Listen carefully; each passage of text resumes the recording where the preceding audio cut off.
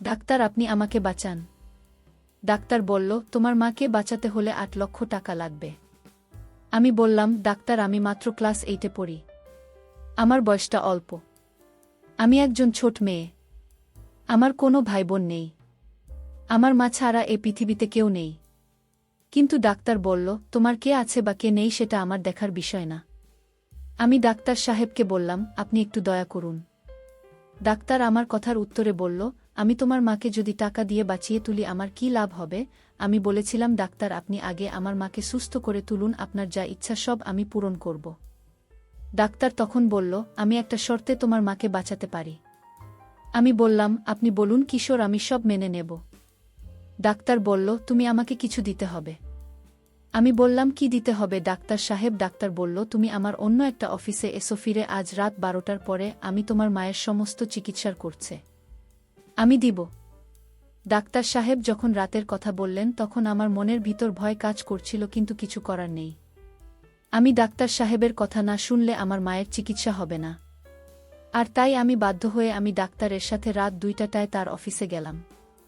Doctor আমায় দেখে বললেন, তুমি এসেছ, আসো আমার রুমে। আমি ডাক্তার সাহেবের রুমে গেলাম। তারপর ডাক্তার সাহেব বললেন, তোমার কাছে আজ আমি যা চাই তাই দিতে হবে, যদি না দাও তাহলে তোমার মা বাঁচবে না। তারপর ডাক্তার সারারাত আমার সাথে যা করেছিল তা শুনলে তোমাদের অবস্থা খারাপ হয়ে যাবে। আসল ঘটনাটি শুরু করার আগে তোমাদের কাছে একটা অনুরোধ, তোমরা আমার চ্যানেলটিকে সাবস্ক্রাইব করে পাশে থাকবেন, তাহলে আসল ঘটনা শুরু করা যাক। আমার মায়ের শরীর খুব খারাপ ছিল।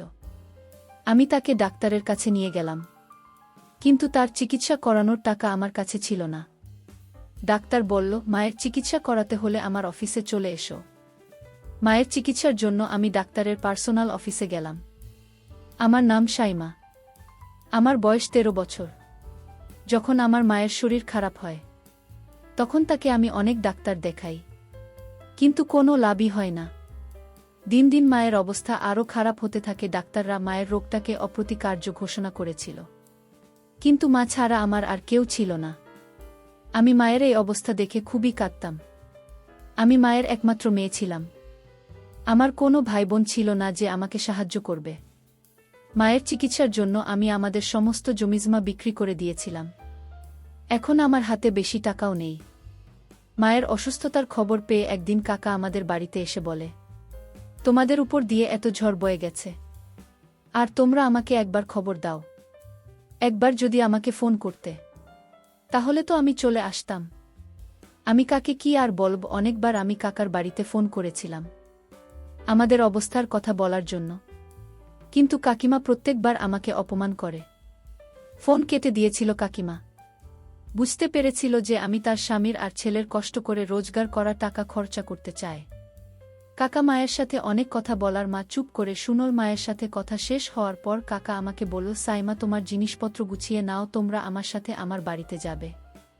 আমার একবারে ইচ্ছে ছিল না তো কাকার বাড়িতে যাওয়া। কাকার ছেলেকে আমার পছন্দ নয়, কিন্তু কাকা বলল, যতদিন না আমার মা পুরোপুরি সুস্থ হচ্ছে ততদিন আমরা তাদের বাড়িতেই থাকব পারে। আর কাকার বাড়িতে থাকা মানে রোজ কাকিমার কথা শোনা। কাকিমা এমনিতেই আমার সৌন্দর্য দেখে হিংসা করত। সে বলতো আমি সব ছেলেকে আমার রূপের জালে ফাঁসাই, কিন্তু কাকা জোর করল, তাই আমাকে বাধ্য হয়ে জিনিসপত্র গোছাতে হলো। কাকা আমাদের তার বাড়িতে নিয়ে গেল। কাকি তো এই খবরটা পেয়ে গোটা বাড়ি মাথায় তুলে বলতে লাগে, এমনিতে এত খরচ, তার উপর আরও 2জন মানুষকে বাড়িতে নিয়ে এলে এদের খাওয়া পড়া খরচা কে দেবে? তখন কাকা গিয়ে কাকির কানে কানে কিছু একটা বলার কি চুপ করে গেল। কাকি আমাকে বলল, যাও সাইমা, তোমার মাকে নিয়ে ঘরে যাও। আমি যেতে যেতে ভাবতে লাগলাম যে কাকে এমন বললেন, কাকিকে যে তা কি রকম বদলে গেল। কিন্তু কিছুক্ষণ পর আমি ব্যাপারটা ভুলে গেলাম আর মাকে নিয়ে চিন্তা করতে শুরু করলাম। আমি ভাবলাম যে আমি যদি শহরে কোনো ছোটখাটো একটা চাকরি খুঁজে নিই তাহলে মায়ের চিকিৎসার টাকা জোগাড় করতে পারব। কিন্তু আমার চিন্তা ছিল যে কাকা যদি আমাকে চাকরি করতে না দেয়। পরের দিন সকালে উঠে আমি প্রথমে রান্নাঘরে গেলাম কিছু খাবারের বন্দোবস্ত করতে। তখন কাকি রান্নাঘরে এসে আমাকে বলল, দেখো সাইমা, এখন তো তোমাকে আর তোমার মাকেই বাড়িতে থাকতে হবে। তুমি তো জানো জিনিসপত্রের দাম কি রকম বেড়েছে। তুমি এক কাজ করো, শহরে কোনো ছোটখাটো একটা চাকরি খুঁজে নাও, তাহলে কিছু না হোক মায়ের ওষুধ খরচা তো তুমি দিতে পারবে। বাকি ব্যবস্থা আমি আর তোমার কাকা করে নেব, সে নিয়ে তোমায় ভাবতে হবে না। আমি কাকির এই রোগটা কোনোদিনও দেখিনি। তার ব্যবহার একদম বদলে গিয়েছিল, আমার মায়ের খুব ভালোভাবে খেয়াল রাখছি। আমি দেখে অবাক হলাম যে এক রাতের মধ্যে কাকে এতটা কি করে বদলে গেল। কাকা কি এমন বল কাকিকে যে সে নিজেকে বদলাতে বাধ্য হল? সে যাই হোক, সে আমার সাথে খুব ভালো ব্যবহার করছিল। আমি তো এই বিষয়ে খুশি ছিলাম যে আমি এখন চাকরি করতে পারব, কেউ আমাকে বাধা দেবে না। আমি ঘরে এসে মাকে বললাম যে আমি চাকরি করতে চাই, কারণ আমি জানি মায়ের এটা জানা দরকার। তার মেয়ে সারাদিন কোথায় থাকবে, মা আমাকে চাকরি করতে বারণ করো না। মা ও বুঝতে পেরেছিল যে এখন আমরা কাকার বাড়িতে আছি, তাই নিজেদের খরচা যতটা সম্ভব নিজেদেরকেই চালাতে হবে। শহরে আমার একটা বন্ধু ছিল, তার নাম সুমন। আমি তাকে ফোন করে সব কথা বললাম।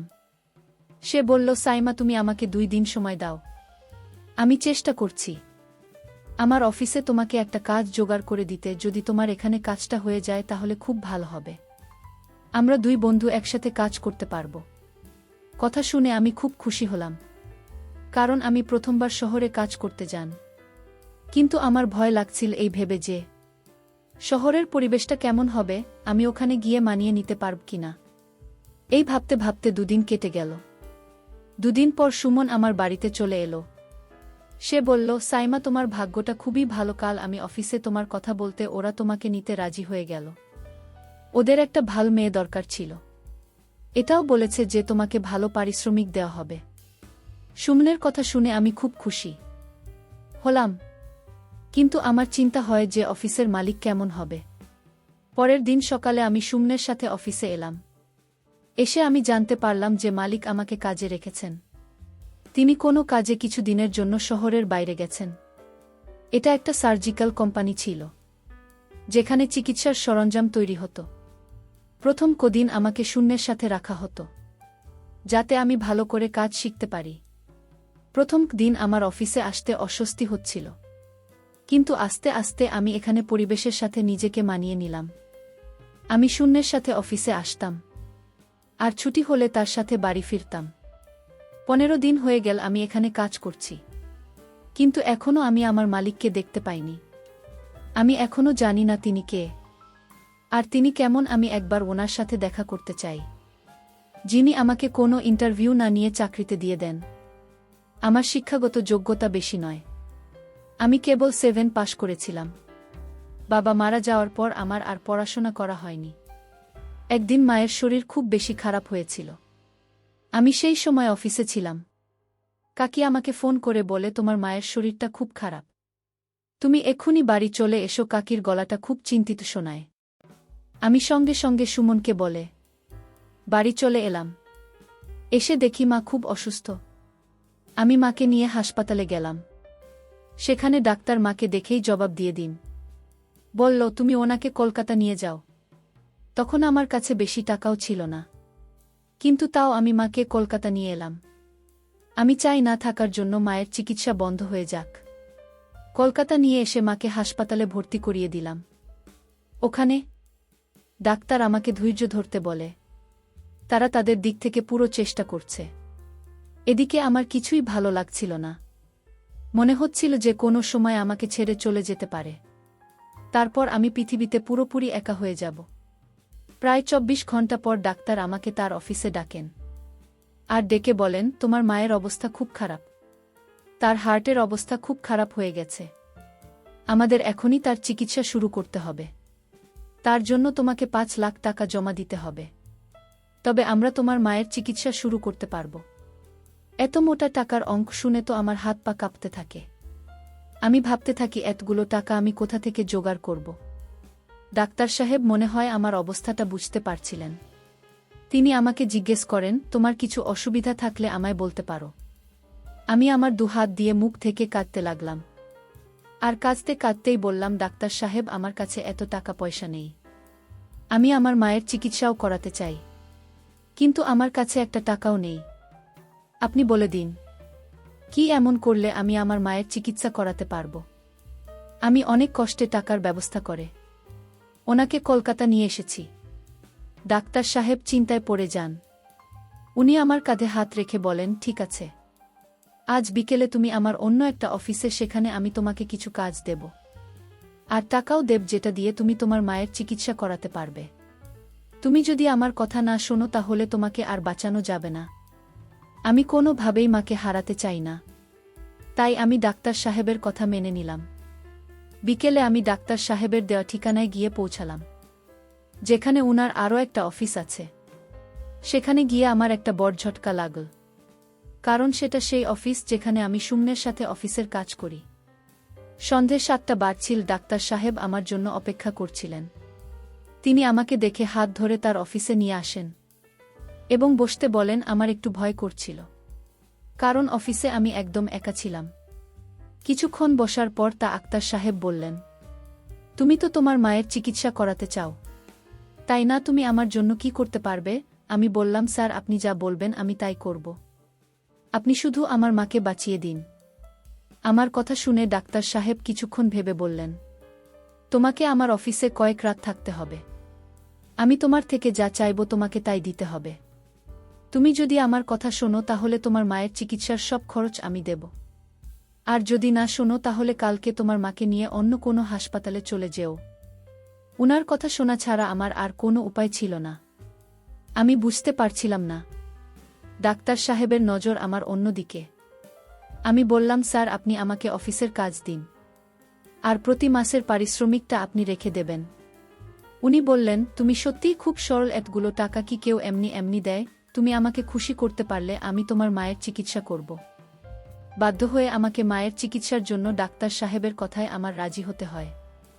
তারপর ডাক্তার সাহেব আমার সাথে, বন্ধুরা, সেটা আমি ভাষায় প্রকাশ করতে পারছি না। আসলে আমি একটা ছোটখাটো মেয়ে। আমি ডাক্তার সাহেবকে বলেছিলাম, ডাক্তার, আমার তো তেমন বয়স হয়নি। তারপরও ডাক্তার আমার কোনো কথা শুনল না। এছাড়া তো আমার আর কোনো উপায় ছিল না। আমার নিজের উপরই ঘেন্না হচ্ছিল। পৃথিবীর সমস্ত ডাক্তারদের উপরে রাগ হচ্ছিল। মনে হচ্ছিল এরা কেমন ডাক্তার, রোগীদের প্রাণ বাঁচানোর জন্য। এরা লোকদের যা ইচ্ছা তাই করে। দুর্বলতার সুযোগ নিয়ে তারা এসব করে। আমার নিজের উপর রাগ হয় এই ভেবে যে আমি এরকম একটা জায়গায় চাকরি করছিলাম। আমি যদি জানতাম যে সুমন আমাকে যে অফিসে কাজ করতে নিয়ে যাচ্ছে সেখানে ডাক্তার এরকম, তাহলে আমি কখনোই এই চাকরিটা করতাম না। আমি যখন পরের দিন কোনো রকমে নিজেকে সামলে হাসপাতালে গেলাম, তখন আমি জানতে পারি আমার মা সুস্থ হয়ে গেছে। আমি আরও জানতে পারি মায়ের যত চিকিৎসার পর সব টাকা কাউন্টারে দিয়ে দিচ্ছে, আর আমার মায়ের চিকিৎসাও ভালো করে হয়েছে। আমি তা দেখে অনেক খুশি হয়েছিলাম, কিন্তু আমি তো বুঝতে পারছিলাম কিসের জন্য ডাক্তার আমাকে বাঁচিয়েছেন। এই দুনিয়ার স্বার্থ ছাড়া কেউ কাউকে উপকার করে না। ডাক্তার সাহেবের সাথে আমার কাজ দেখে আদায় করে নিল, আর তার বিনিময়ে আমাকে টাকা দিয়ে বাঁচিয়ে দিল।